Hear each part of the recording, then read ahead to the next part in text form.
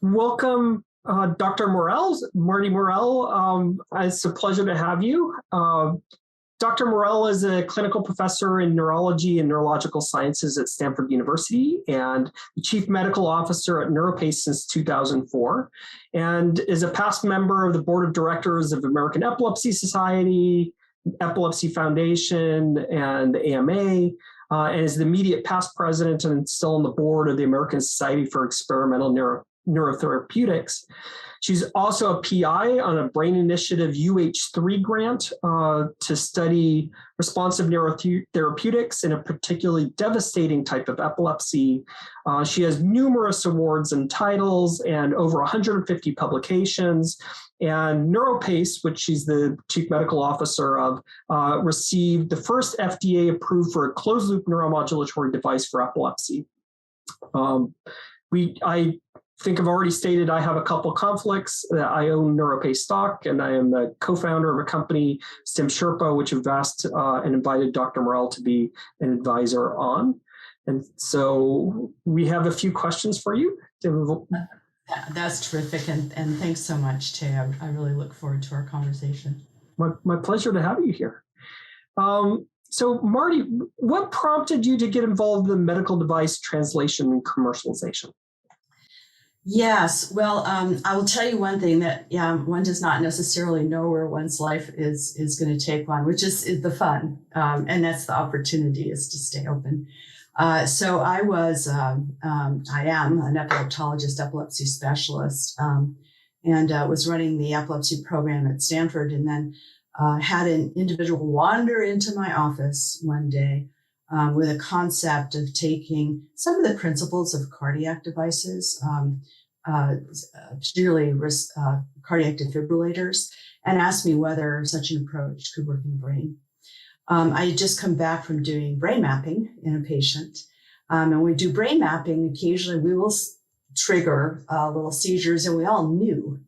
It was just known, it's not written about, it was just known that if you provided a little stimulation response, that you could sometimes stop that and then go on with your brain mapping. So I shared that story with him, but then I explained all the reasons why this couldn't happen. It couldn't happen because the detection of abnormal electrical activity indicative of an impending seizure was a problem that many people had tried to solve, and it couldn't be solved. That we would trigger seizures in individuals, that people might perceive stimulation, that you might disrupt function of the area that was being stimulated. I went on with all the reasons it couldn't happen. And then I paused and said, but if we could do this. And at that point, I had already decided to move to Columbia. And we began to do the early proof of concept work in my lab at Columbia. And that was really just showing that providing the stimulation, automated stimulation in response to detected abnormalities within an epilepsy monitoring unit, a controlled situation, that it could be accomplished. And based on that, a lot of money was raised, a lot of money. And, incredible engineers were assembled, and they spent 3 years to create a miniature device, an implantable device. Huge risk. No idea if this was going to work until it was created. And so the very first clinical trial began in 2004. And I'd had the opportunity as chair of the scientific advisory board to spend considerable amounts of time on this project and also designing that clinical trial. When it was clear that the company had to have a chief medical officer, I spent a lot of time thinking about who that should be. And then I couldn't stand the thought of it being anybody other than myself because I was so excited about the potential. And I remember one day, I had just gotten an endowed chair at Columbia. I love Columbia. I love my colleagues. But I had yet another patient that I could do nothing for. And I was sitting in my office feeling so sad that there was nothing I could do. And then I thought, well, if I can be part of an entirely new treatment approach, then I should do that. And I asked my dad about it, and I always remember he said, a train like this comes by once in your life, Marty, and it sounds like you should jump on. And so I made that leap. Stanford was wonderful, and I got my old faculty position back with my choice of what percentage time I spent, because I have never been able to stop being a doctor. That's too important. So I do want to comment, though, I thought that I really understood, the company needed me and I needed to come in, and I was going to really be able to solve this. And our timeline was 5 years. It's going to take 5 years and I'd be back at Stanford full time. But I walked into the offices at Neuropace and I saw all these people. And I had to turn to my good friend, the CEO, and say, who are these people? I mean, who are all these people and what do they do? I knew about manufacturing. I had no idea about quality. I had no idea about the documentation. I was completely ignorant about what was involved with the regulatory process. And on and on and on. I had no idea about the types of expertise that are required in order to take this very much investigational, really still a concept of how such a thing would work, how to actually realize that. And it took me a long time to feel that I was intelligent about the ecosystem of a company and of a small company. And then also of how hard it is and how hard it is to stay alive, not just technically and not just clinically, but also financially. So Neuropace's first product was approved in 2013. So basically it was 10 years of clinical trials. And then I thought, okay, well, the work is done. Now I'm going to go back to Stanford. But what I didn't realize was what it would take to commercialize. Still, an uphill struggle to educate physicians about something that's entirely new, that's, not within their experience. But also what has kept me there is the opportunity to do innovative, fundamental research. So the discovery has not slowed down since those initial clinical trials ended. In fact, it's accelerated. Right. I mean, one of the amazing things is the amount of data that you're able to collect with your device and the discoveries that have been enabled by that technology. Yeah, and so this is kind of, this is like serendipity.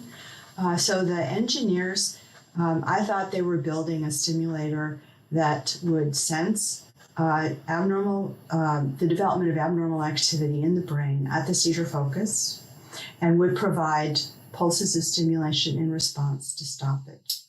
Well, the first thing I thought, well, if somebody has 3 seizures a month, we'll probably be stimulating 3 months.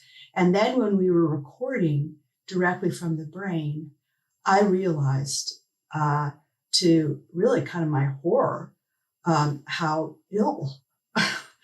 ill these individuals were, and how these areas of the brain that generate seizures spend an awful lot of time being abnormal.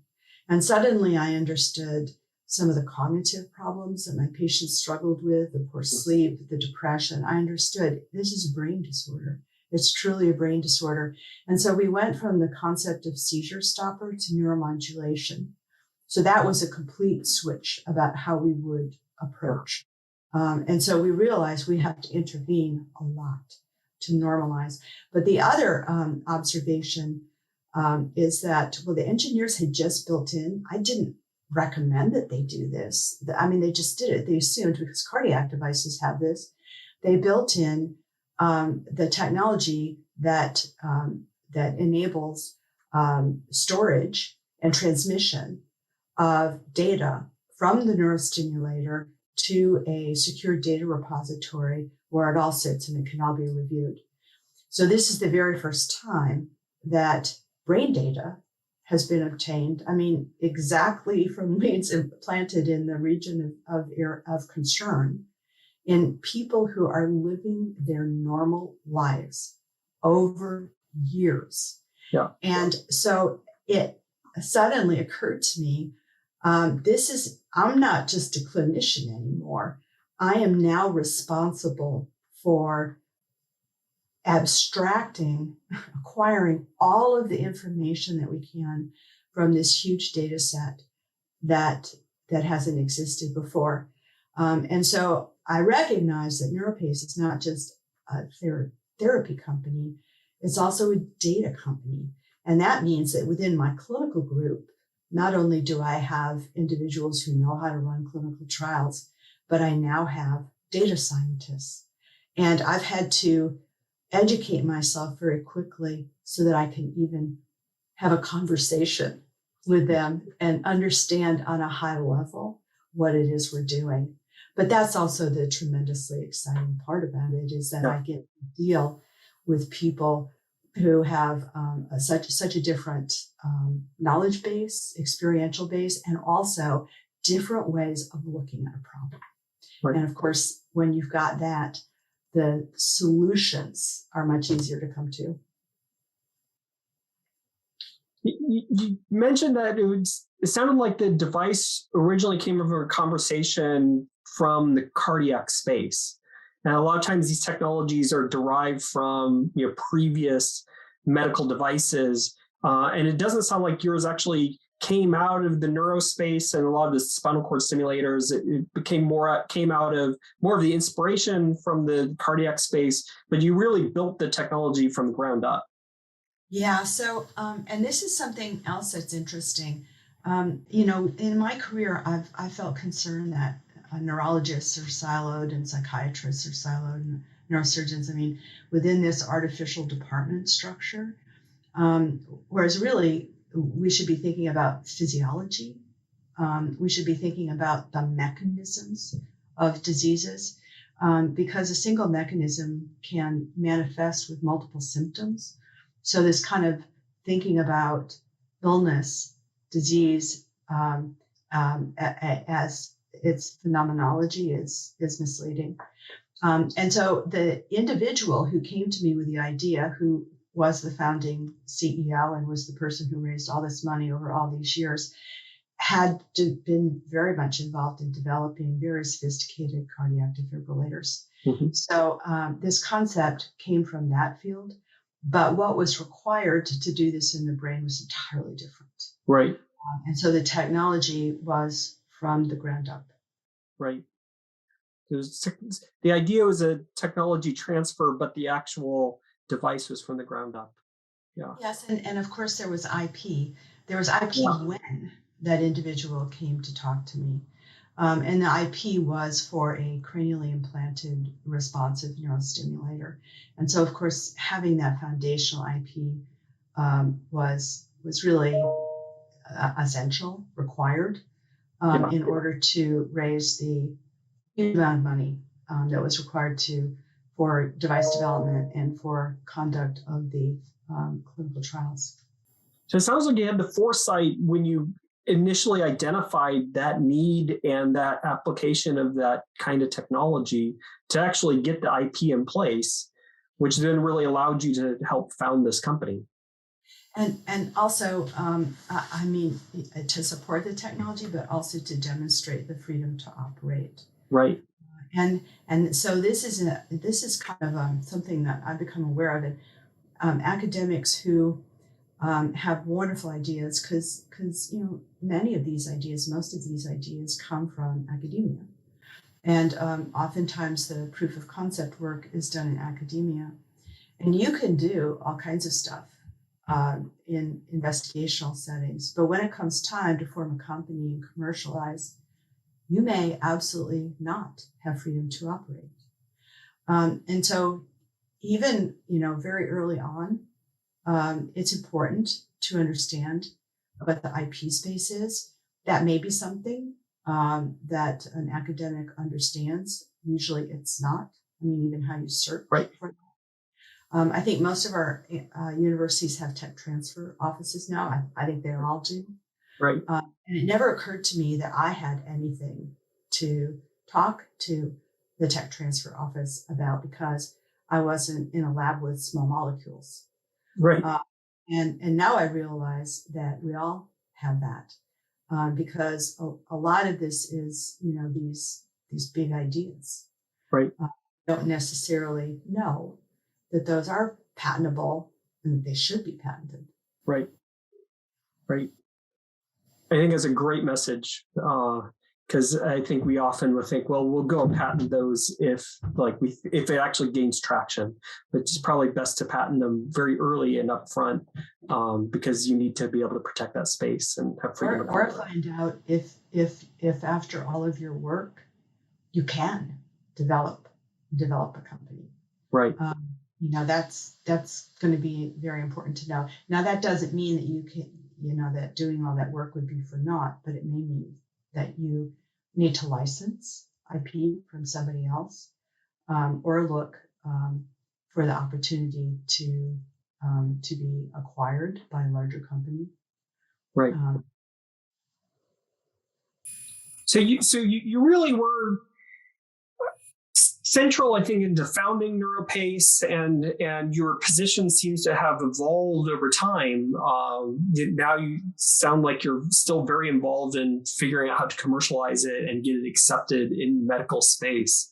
So can you talk a little bit about all these sort of different and how you transition from, some of the basic science into, now commercialization, efforts as well? Well, I do not have a sales bone in my body at all. I really admire what sales and marketing does. They are essential.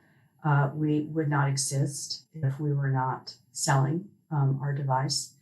But there's another kind of sales and marketing, and that is knowledge and education. And that is what drives me. So when I talk about commercialization, I mean really doubling down on educating people about this technology because they don't have experience. But the other piece of it is making it work better. The easiest way for us to sell and for us to be successful is to have a device that erases the problem that we're trying to address, that would make no more epilepsy. Right. And of course, I don't think that's possible, but we can keep moving the needle higher and higher, and we're doing that. And part of it is based on what we learned from clinical trials. And part of it is what we learned from the data analytics. And then we also can guide technology development. So many of the ideas, most of the ideas for what we should do in terms of future technology come from the clinical group. Right. Because we're the ones who know how it is working in real life, but we're also the people who are thinking this way. And that engineers, at least the way it works in Neuropace, are the ones who figure out how to implement what we think up. But the other piece of this is we're indicated for use for one type of epilepsy. And it's a very common type of epilepsy, and that's not an accident. We needed to target a type of epilepsy for which there would be a market. But there are other types of epilepsy as well, some that have another large market and some that do not. So the approach that we're taking, so right now, I am launching 2 clinical trials. One clinical trial is for a type of epilepsy that is pretty common, but it's very different, so that the target for stimulation will be different, and the types of waveforms that we'll be detecting will be different, and the way we deliver stimulation will be different. Okay. We were able to go to the board of directors and to get money within the company to run this study. There's will that require new technology or all of these? Okay. We will be able to use existing technology for that. Then there is another type of epilepsy that is horrific. For those of you who know types of epilepsy, it's called Lennox-Gastaut. It's heartbreaking. People have progressive cognitive decline. They have seizures that cause them to suddenly drop. If you've seen people with epilepsy in helmets with scars on their face, they have Lennox-Gastaut. They have seizures every day. It's not that common. There are maybe 5,000 people in the United States with this. But as an epileptologist, it would mean so much to me to do this for the patients and their families. Now, I couldn't get money from the company for this because it doesn't really make any financial sense. But I was able to go to NIH and through the Brain Initiative, get UH3.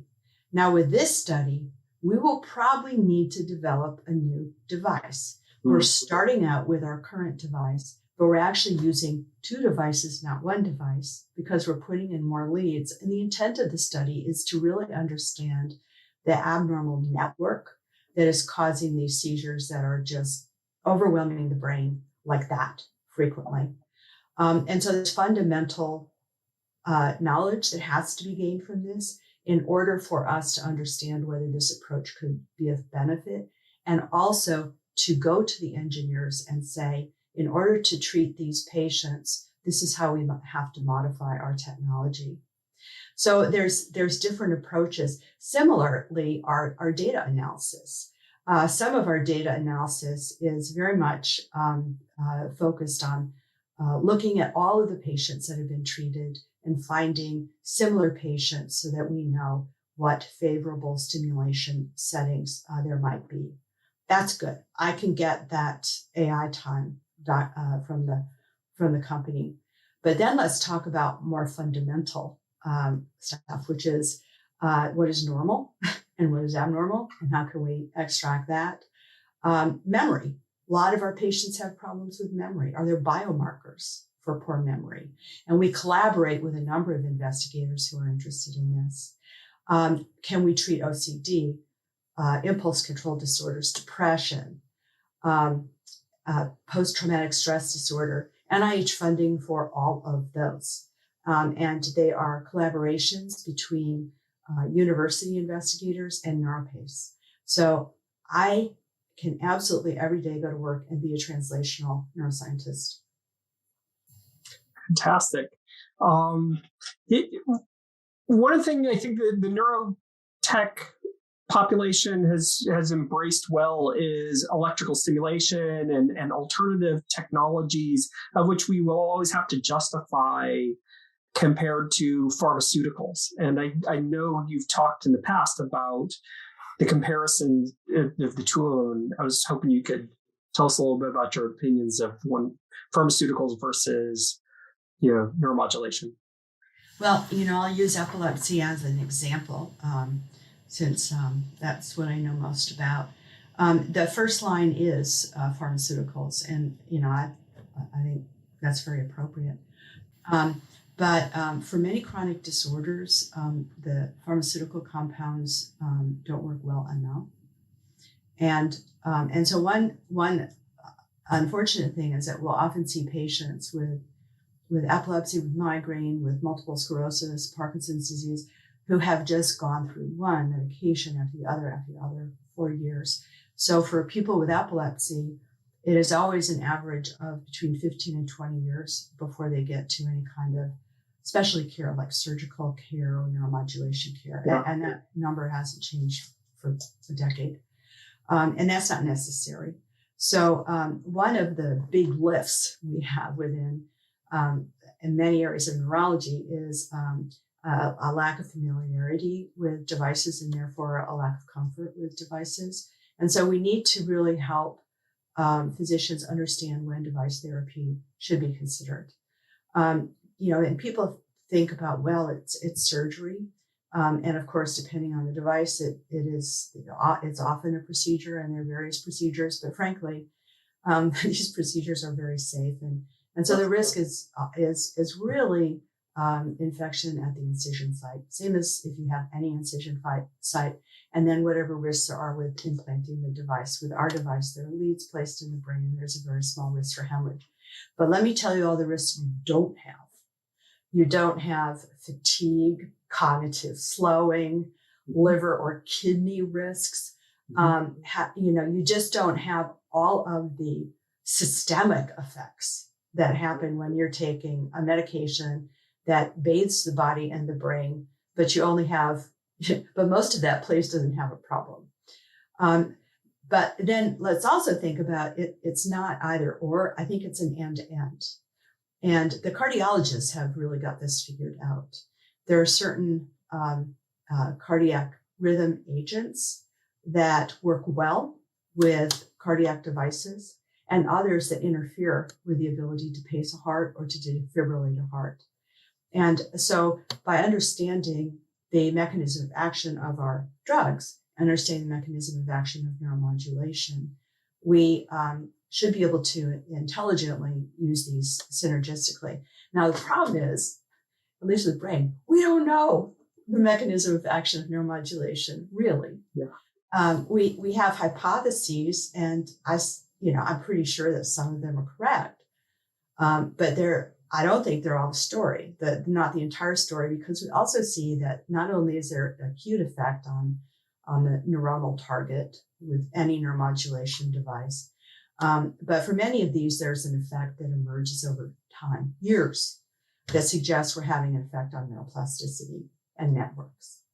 And it's easier just to use a treatment in people and see if it works than to actually figure out why it's working. Right. And so we're kind of trying to work backwards, and that's going to fall to academia largely to figure out how it works, which will then inform how to use the technology better. Right. And it goes, a lot of the NIH funding is hypothesis driven, and if you don't have a particular mechanism, it can be hard to get funding for it, and that's where industry might be a little bit different, where they can focus on the results, and academia can work on the mechanism, but at maybe a longer time scale, because you need to actually provide therapy now that seems to be working. Yeah, and for some of our disorders, there's just not a good animal model. There just isn't. Yeah. But I really want to call out the Brain Initiative, because to get an R01, you have to have a hypothesis, and it has to be very focused and very narrow. So that's not really big concept therapy.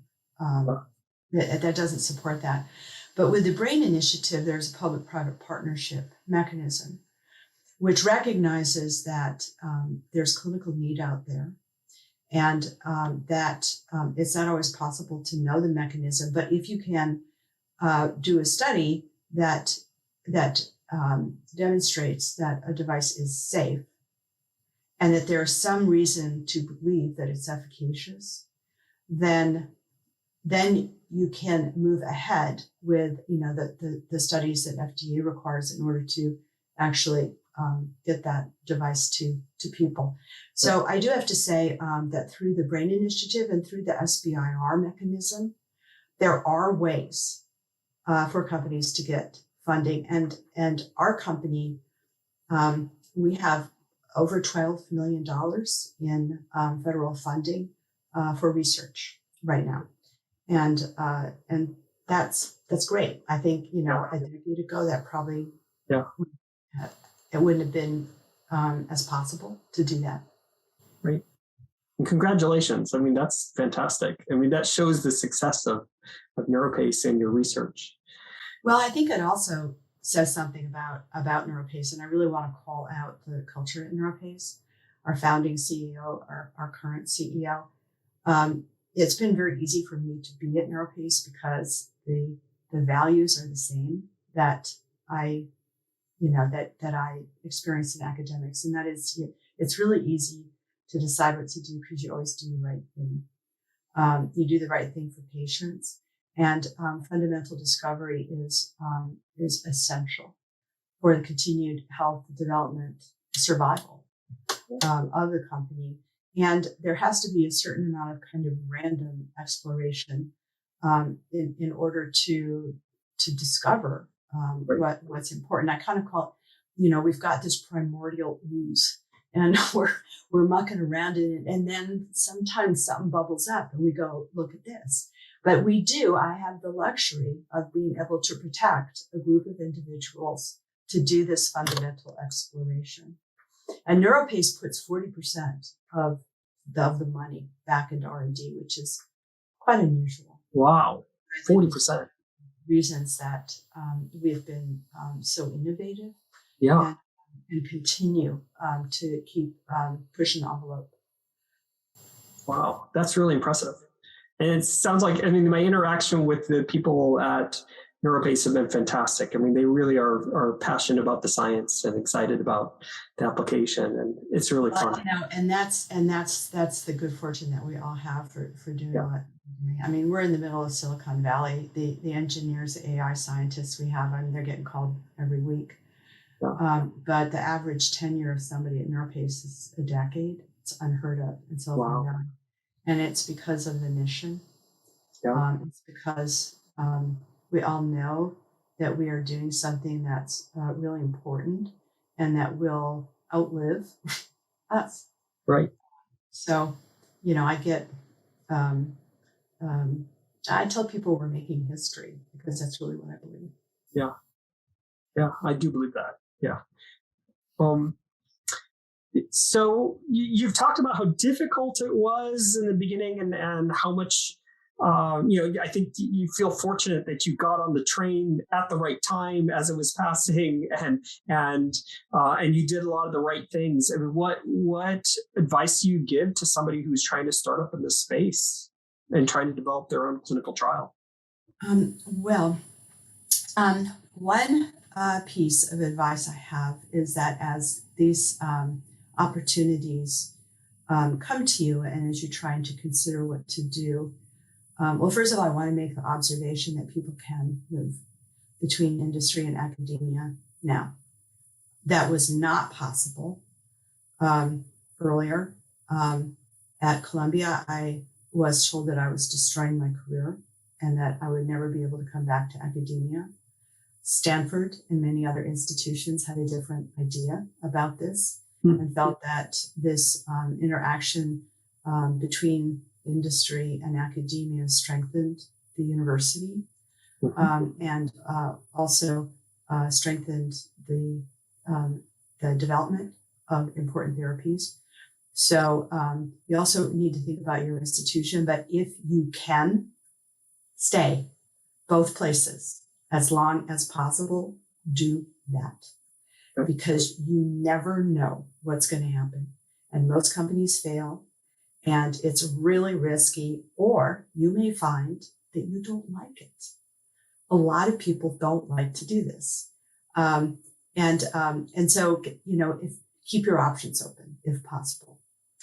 The other part of this is recognize that a lot of this cannot be done in academia. It just can't be. Right. And also recognize that you don't know how to do this, and that you've got to get people who do know how to do it. And they're going to come from different areas. For example, our CEO came from cardiac. Our engineers came from cardiac also. We had signal processing people from NASA. So be open and don't try to be the loudest voice in the room. Try to be the one that listens the most. Okay. Because you do have a lot to learn, but what you can contribute is the mission. And you can be the one who inspires and who keeps people focused on what's important, because you know that. And you have the ideas and will continue to generate the ideas. And I think that's a really great message, because I think it can be hard when you're working with business people or focusing on the business aspects. That for medical technologies, the focus really is the patient and delivering therapy. And it's kind of different than many other businesses where you're just trying to sell something and the bottom line is the important part. But on the other hand, you have to raise the money and just, yes. I mean, we always, when our founding CEO walked into my office at Stanford, he said, 5 years. So we have this joke, there's a t-shirt that says, we say this is the shortest 5 years that we've ever experienced, right? So the company was founded in 1997. That was the same year as Google. And we actually were— Really? Yeah. A building about the same size as ours. So this is this is how hard it is to do. Software is a lot easier. Yeah. And likely much more lucrative. We choose to do what we do because we're doing it for different reasons.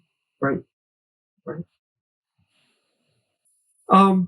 We've talked in the past about, trying to collaborate between academia and industry, and there's some interesting complexities in that, and then there's also really interesting opportunities you've taken advantage of as a company with the data sets you've had and doing science within it. Can you talk a little bit about the difficulties and the opportunities in doing science as the company? Yeah, absolutely. I'd like to start by calling out NIH's public-private partnership again, because one of the first things they did, and Tay, I know you know Kip Ludwig, Yes. and it was really when he was there, he had industry experience, and he was at NIH, and he realized some of the problems, and they developed a template contract to be used for a public-private partnership that addressed sensitive issues like IP, and also data sharing, and defining what data would be shared, what data would not be shared, and other stuff where ownership of data, a lot of that was codified in this contract. So we thought moving forward, well, this is great. This is a wonderful template. And pretty consistently, every university rejected it. And the universities and the tech transfer people and contracting people, I think, are very naive. Oftentimes they don't have industry experience, and they don't know that they can't do a lot of this. And so there were demands for complete ownership, ownership of all IP, ownership of the product, and because of academic principles, which I totally understand. Right. Hard line. Openness of data, including making all data open source. Yeah. Now, for us, we have spent well over $350 million developing this technology and acquiring this data. And so this is of value. Yes. And to make it, well, there's two things. It is of value and it could be misused. So the worst thing for us right now is if somebody did a study and used the device incorrectly, or somebody analyzed the data, not understanding what it can and cannot do, and came to wrong conclusions. Right. If something happens to somebody, or something is done and it doesn't work, that impacts Neuropace significantly, and it also impacts the field of neuromodulation. And so there's that responsibility to ensure responsible and correct use of the device. But there also is the ownership issue, and we don't want Medtronic to have free access to the database that allows us to innovate from, but we do want science to happen, and so we have developed methods of sharing data while maintaining respecting the laws regarding HIPAA and data privacy, which are very complicated and are hard line, and people do need to understand that as well. And oftentimes this data can't be de-identified because it's device data from a person, and so there's lots of nuances. And so we've figured out how to share data for responsible investigators who will be using the device in a way that won't run afoul of what FDA has approved, is allowed, and will not put patients at risk, and is work that we believe to be legitimate and responsible.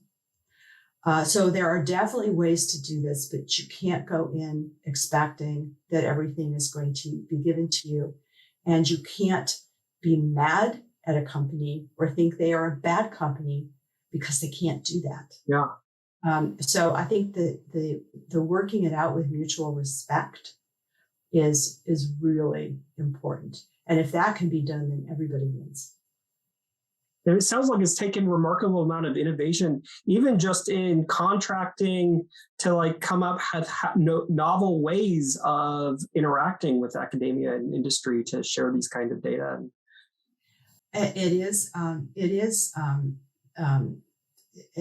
it's actually a big expenditure of resources at Neuropace, which is the efforts surrounding contracting and also IRB, the process to get IRB approval for anything involving people, which also involves the company quite a bit. I just want to jump in, and this is not exactly your question, but I really want to remember. Yeah, please.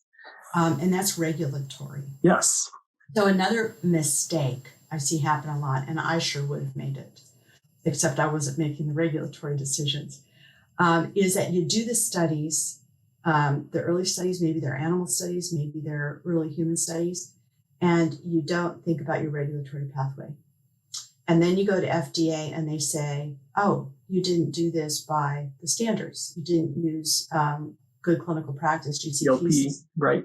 So we won't accept your data, or you didn't look at the data points that are important to us. We don't care about those data points. Yeah. And you find that you have to start over again. Right. So understanding what your regulatory pathway is going to be is important when you first have your idea. Right. Is it going to be something that is like other things? So there's a more straightforward way of approval of 510K. Is it kind of different, but kind of the same? You do a de novo 510K, more involved, or is this something entirely new and considered to be a class 3 device, or a device that has some risk, like the Neuropace device, where it's a pre-market approval application, which is a whole different animal, different timeline. So you don't want to waste any of your work. So know what that pathway will be, and FDA will actually talk to you. They'll talk to you when you have your first glimmer of idea. They'll talk to you about what they would require with animal studies, and kind of manufacturing testing they would require, because there's a lot of testing that needs to happen as well, which is its own engineering specialty. And then also what data they would need in order to allow you to proceed to a clinical trial, or to go from a feasibility study or first in human study to something that might lead to a marketable product. Right. And I think that's part of the whole purpose of this course, is to make people aware of all of those steps that you go through, and what FDA is looking for, and what GLP gives you, and even the regulatory afterwards, and reimbursement, and how that will influence the design of it, and what you think you will actually offer, and how you offer it in the end. So absolutely. I think it's a perfect message for. Well, when you go and make your pitch to investors, they want to know the idea, the market size. They want to know your clinical development plan, and they want to know your regulatory pathway. Right. Those are the questions that you will be asked. Right. One last question, and I think it's on your mind, and we talked about it just a bit before, but the post-investigational care of and study of patients. That seems like there's a lot of consideration about that, because the lifetime of a device in a company is limited, and what do you do, and what can you do after it's already been approved? Right. This has been a problem. It's been a problem that, I think we all take to heart. What happens to the patient when they're not in the study anymore? And so NIH is convening a panel representing a number of stakeholders. Actually, the work for this just started this morning, to understand how to address this.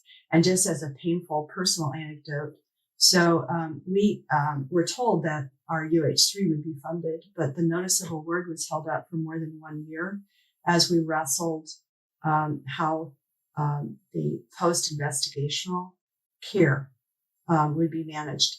Now, just 6 months before, one of my friends and colleagues had received a UH3, very much a different disorder, different device, but very much similar clinical trial, and they hadn't asked about that.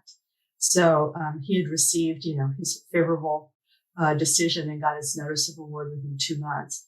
And then they started to talk about it. And so we were pretty much the first time, to my knowledge, that they really wrestled with this. So the issue is that your company may not succeed and your device may not work.